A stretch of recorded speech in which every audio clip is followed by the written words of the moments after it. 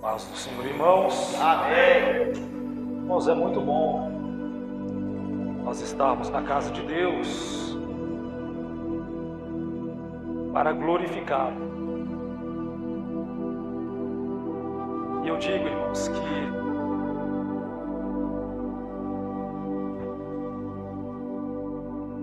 pensa como é bom. Aleluia. Quando o povo de Deus se reúne.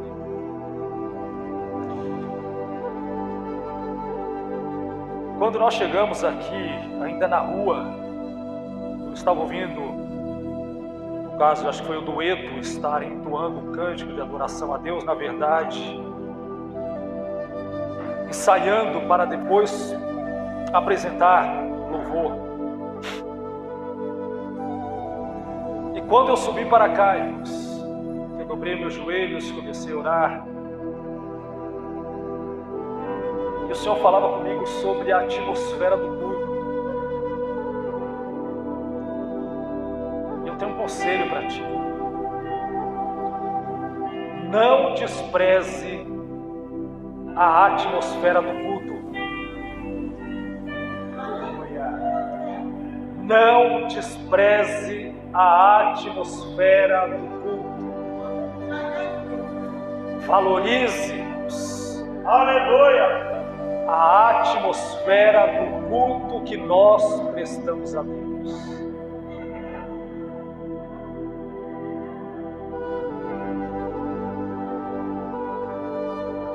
Por bondade, abra a tua Bíblia. Atos 9. Nós vamos ler do 1 ao 6.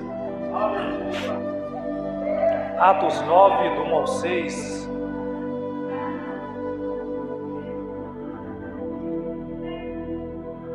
E eu quero te convidar para uma viagem. Hoje quero convidá-lo para uma viagem, quero convidá-la para uma viagem a um lugar, irmãos, interessante.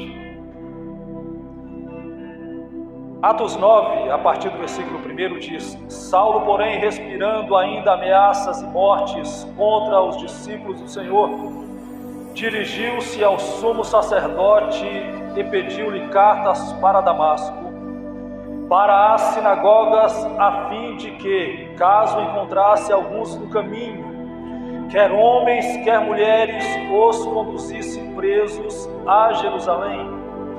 Mas, seguindo ele viagem e aproximando-se de Damasco, subitamente o cercou um resplendor de luz do céu, e caindo por terra, ouviu uma voz que lhe dizia: Saulo, Saulo, por que me persegues? Ele perguntou: Quem és tu, Senhor? Respondeu o Senhor: Eu sou Jesus, a quem tu persegues. Duro é para ti recalcitrar contra os aguilhões, mas levanta-te e entra na cidade, e lá te será dito o que te cumpre fazer. Amém? Assentai-vos por bondade. Irmãos, a viagem que eu quero convidar cada um, Aleluia. nesta noite,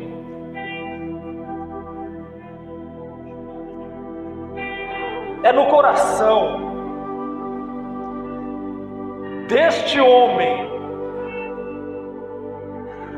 chamado Saulo de Tarso, também chamado Paulo, apóstolo de Jesus Cristo. E esse texto, irmãos, de Atos 9, a partir do versículo 1, é de suma importância para a obra missionária. Porque nós temos nada mais, nada menos que, depois do Senhor Jesus Cristo, isso na minha opinião, acredito que também na opinião de alguns irmãos, é o maior missionário. Depois de Cristo, não tem como nós olharmos para uma figura tão importante na questão evangelística na questão missionária como o apóstolo Paulo. Aleluia. Oh, glória a Deus. Ele ia perseguindo a igreja. E até um certo ponto Deus permite que haja perseguição.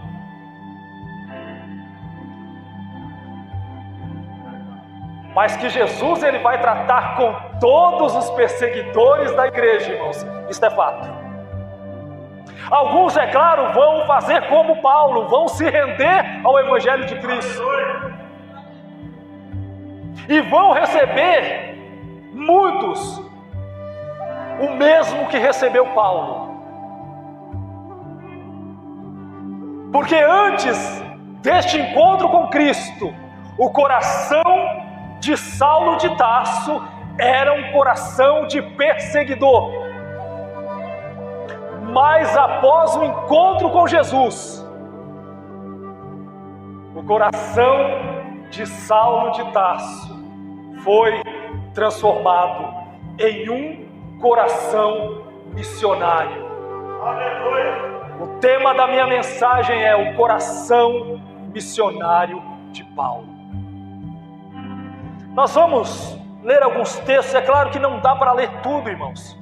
É aproximadamente aí 50% do Novo Testamento vem da autoria de Paulo, escrevendo as suas cartas, fazendo a obra, então é muita coisa. Porém, há algumas particularidades, alguns textos específicos que marcaram ou que nos trazem uma marca deste coração transformado a partir do encontro de Saulo de Tarso com Cristo. Aleluia. 1 Coríntios 11, versículo 1. 1 Coríntios 11, versículo 1 diz assim: tornem-se meus imitadores, como eu o sou de Cristo. Observe, irmãos, que Paulo agora, antes perseguidor, mas depois do encontro, imitador de Cristo. Glória a Deus. E eu entendo, irmãos, que para fazermos a obra missionária, ou até mesmo para vivermos o Evangelho, precisamos imitar a pessoa bendita de Cristo.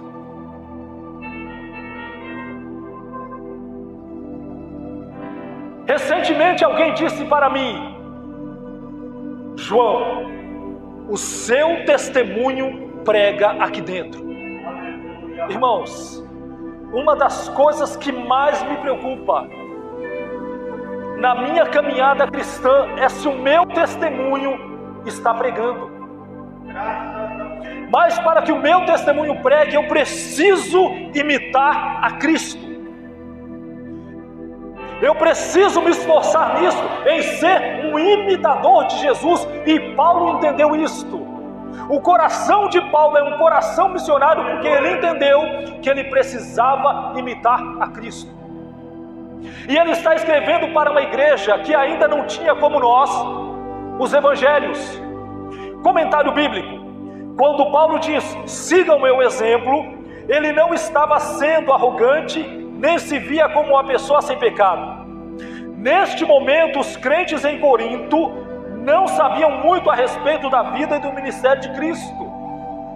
Irmãos, é totalmente diferente de nós hoje, que temos os 4 evangelhos, nós temos também o livro histórico de Atos dos Apóstolos, nós temos as cartas paulinas, nós temos as demais cartas, nós temos o Apocalipse,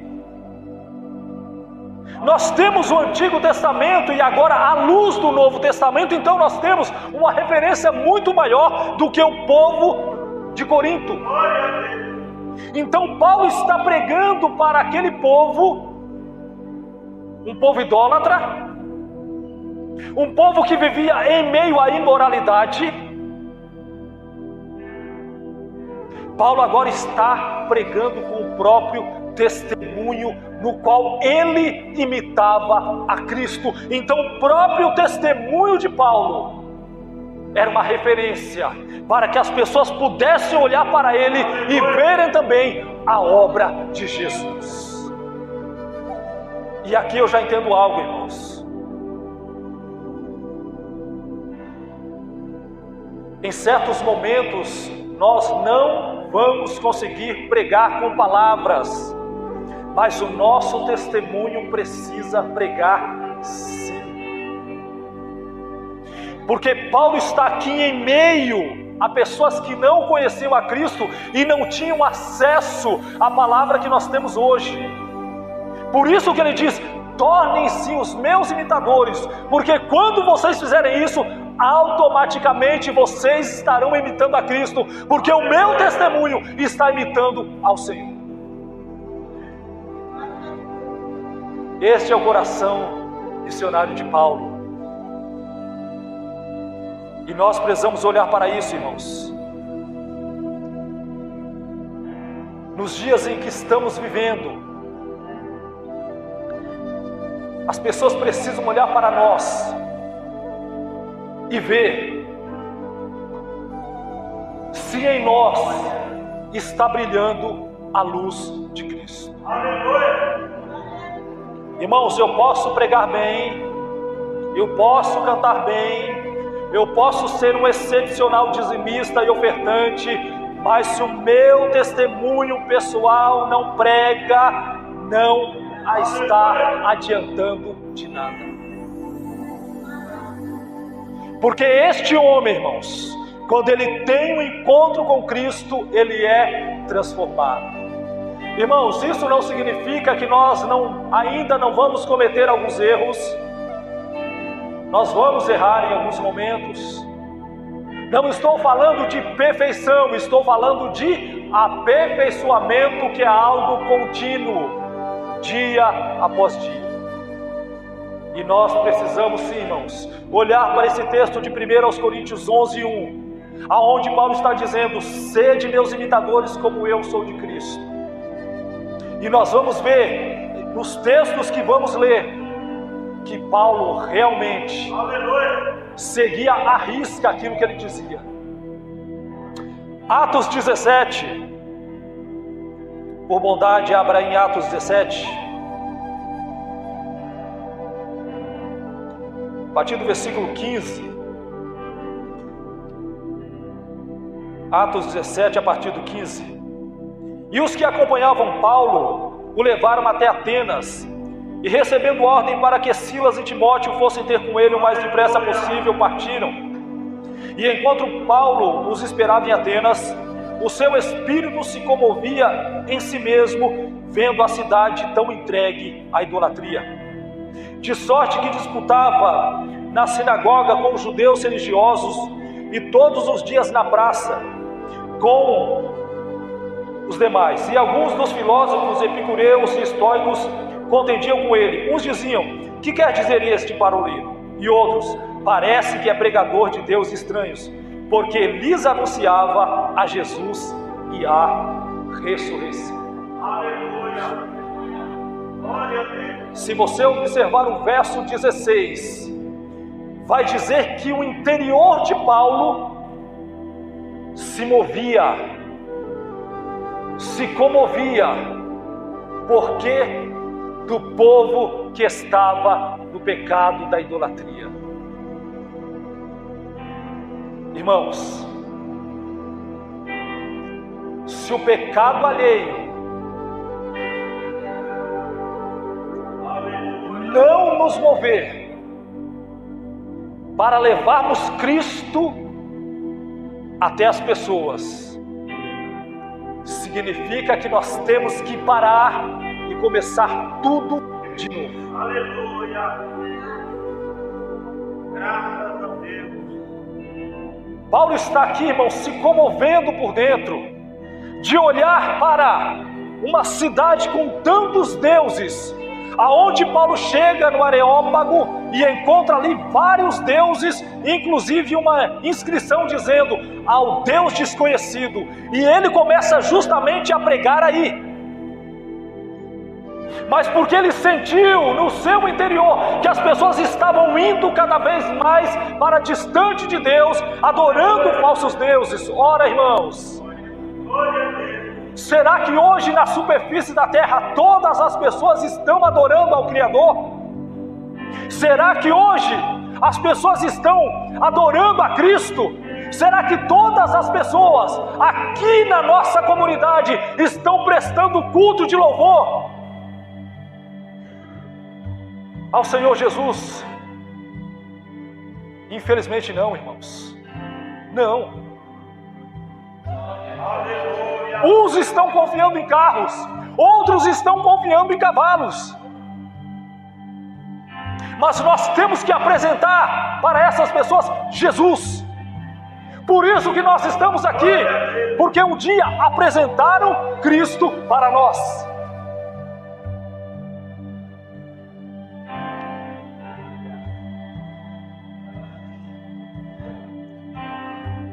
Se nós, como cristãos, não sentimos pesar pelos pecados alheios e sua consequente escravidão nas trevas, precisamos rever nossos conceitos e mudar esta nossa atitude, irmãos.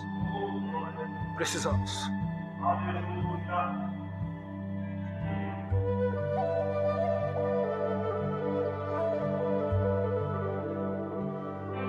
Uma das coisas que movia Paulo era olhar para as pessoas e vê-las distantes de Deus, sem Cristo, sem nenhuma comunhão com a pessoa do Espírito Santo. Aleluia. Vamos nos tornar imitadores de Cristo. Vamos buscar imitar a Cristo. Vamos sentir pesar, dor pelo pecado alheio, irmãos. É isso que vai fazer com que a igreja avance, porque uma igreja que não imita Cristo, nem sente pesar pelo pecado alheio, ela fica estagnada. Aleluia.